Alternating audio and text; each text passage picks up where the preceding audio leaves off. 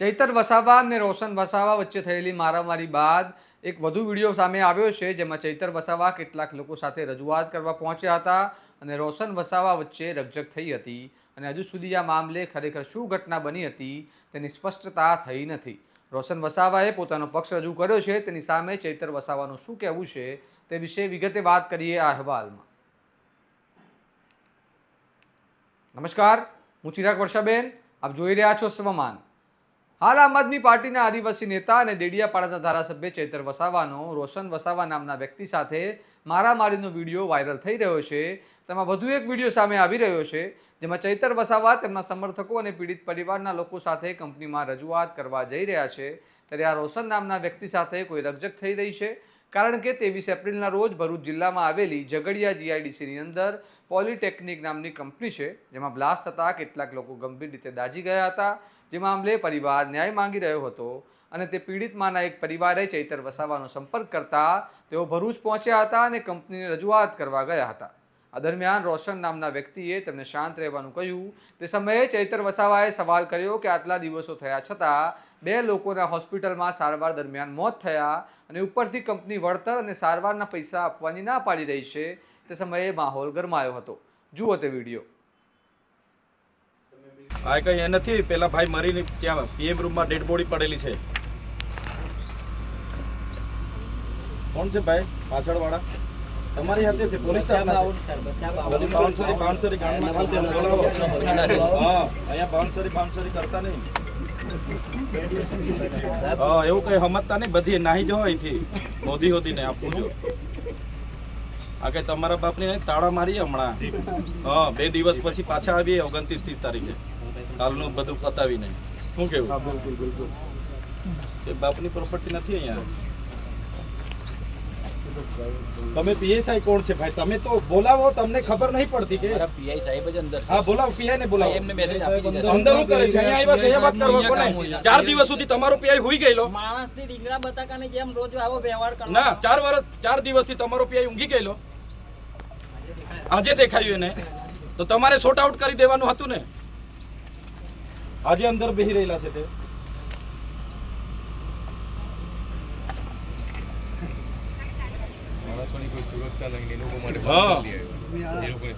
એની સુરક્ષા અને બાઉન્સરો માણસો દાજેલા છે. હા, પછી જોજો ફાયરના બંબા નતા જવા દેતા અહીંથી ગેટ પરથી. પેલા એસો છે ને ઓલા છે ને એમ્બ્યુલન્સ જવાના હતા, ગેટ બંધ કરી દે. અંદર લોકો ફાયરના બંબા નતા જવા દેતા. દરવાજે તોડીને ગાડી જતી હતી. પછી ગયો થોડા ડેડ બોડીઓ લઈને અહીંયા બેસવાનું. હા, આજે હું નિર્ણય આવે છે એ રિઝલ્ટ બીજા જોઈ લે. બધી બોડીઓ અહીંયા લઈને બેસીશું. શું વાત કરતા બલવાન એક એસો આવેલો છે ને, ફાયરના બંબાઓ નતા.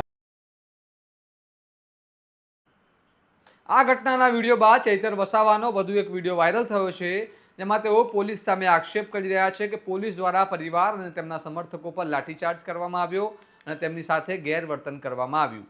ઉપરાંત તેમના માણસો દ્વારા ષડયંત્ર કરવામાં આવ્યું હોવાના આક્ષેપો તેઓ લગાવી રહ્યા છે. જુઓ ચૈતર વસાવાએ વાયરલ વિડીયોમાં શું કહ્યું. આજે અમે ઝઘડિયા જીઆઈડીસીમાં મેટ્રોપોલિકલ કેમિકલ પ્રાઇવેટ લિમિટેડ કંપનીમાં આવેલા છે.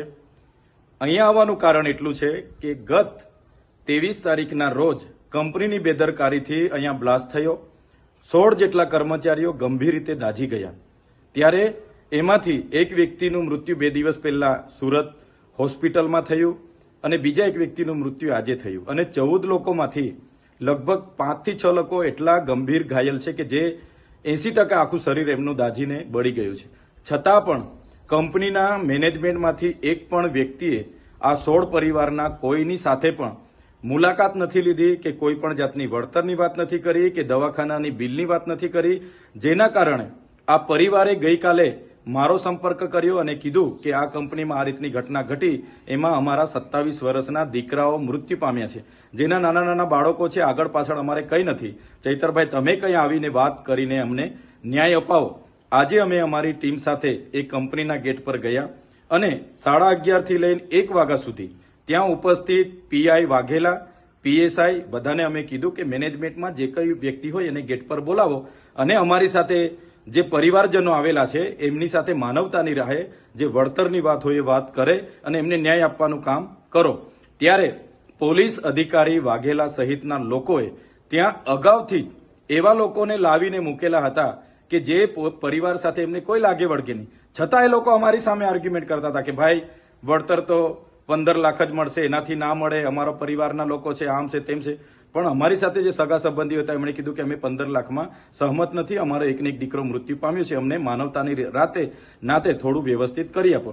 જે બાબતને લઈને 1.5 કલાક સુધી એમણે ગેટ ન ખોલ્યો. અમે ગેટની અંદર ગયા, ત્યાંનો એક વ્યક્તિ રોનક કરીને કોઈ છોકરો હતો, એ તરત દોડી આવીને મને મારી સાથે ઝપાઝપી કરવાના એણે પ્રયાસ કર્યા. પીઆઈની હાજરીમાં મેં કીધું ભાઈ જે વાત કરવા માટે આવ્યા છે એની વાત કરો, બીજું ફાલતુ વાત અહીંયા કરવાની જરૂર નથી. ત્યારબાદ પણ કંપની મેનેજમેન્ટ દ્વારા એમના પરિવારજનોને બોલાવવામાં આવ્યા, એમની સાથે વાત કરવામાં આવી. એમ કહેવામાં આવ્યું કે 2 લોકો મૃત્યુ પામ્યા છે, એની જવાબદારી કંપની 15 લાખ સુધી લેશે, એના સિવાય અમે 1 રૂપિયો આપવા માંગતા નથી. જેને લઈને અમે બાદમાં કંપનીની બહાર આવ્યા અને બહાર આવતાની સાથે જ અમારા લોકો પર પોલીસ દ્વારા ત્યાંથી જાહેરનામું છે એમ કરીને લાઠીઓ દ્વારા બહાર ભગાડવાનો પ્રયાસ કર્યો છે. ત્યારે મેં કહેવા માંગુ છું કે પોલીસે આ કાર્યમાં એક માનવતાની રીતે ત્યાંના લોકોના વિશ્વાસ થાય એ રીતના પોલીસે ભૂમિકા ભજવવાની હતી. એની જગ્યાએ 5-5 દિવસ સુધી પોલીસ ત્યાં દેખાઈ નહીં.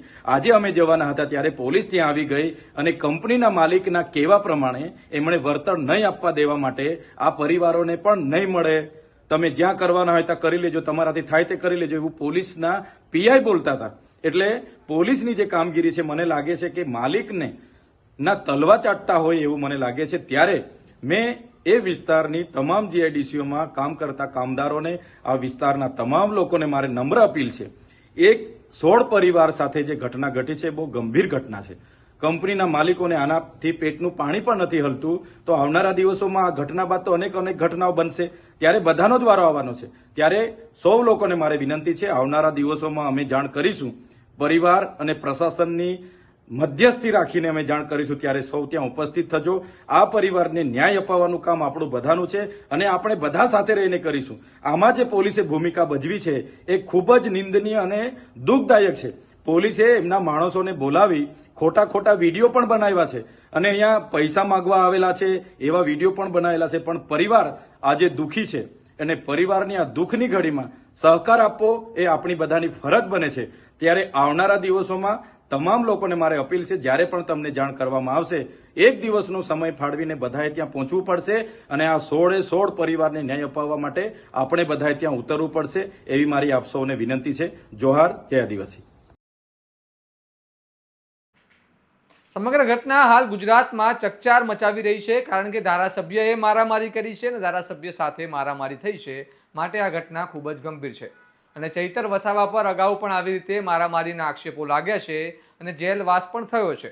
કોર્ટે તેમને શરતી જામીન પણ આપ્યા છે. ત્યારે આ ઘટના ચૈતર વસાવા માટે ભારે મુશ્કેલીઓ ઊભી કરી શકે છે, કારણ કે કોર્ટની શરતો મુજબ તેમને બહાર કોઈ ગુનાહિત પ્રવૃત્તિ ન કરવાની બાંહેધરી આપી હતી. હવે જોવાનું રહ્યું આગળ શું થાય છે. સમગ્ર મામલે હવે તપાસ થાય તો જ ખબર પડે કે આ મારામારી કેમ થઈ હતી અને સત્ય શું છે. આ મામલે તમારું શું માનવું છે અમને કમેન્ટમાં જણાવો. અને આ પ્રકારના વિશ્લેષણવાળા સમાચાર માટે તમારા સ્વમાનને લાઇક, શેર અને સબસ્ક્રાઇબ કરવાનું ભૂલતા નહીં. નમસ્કાર.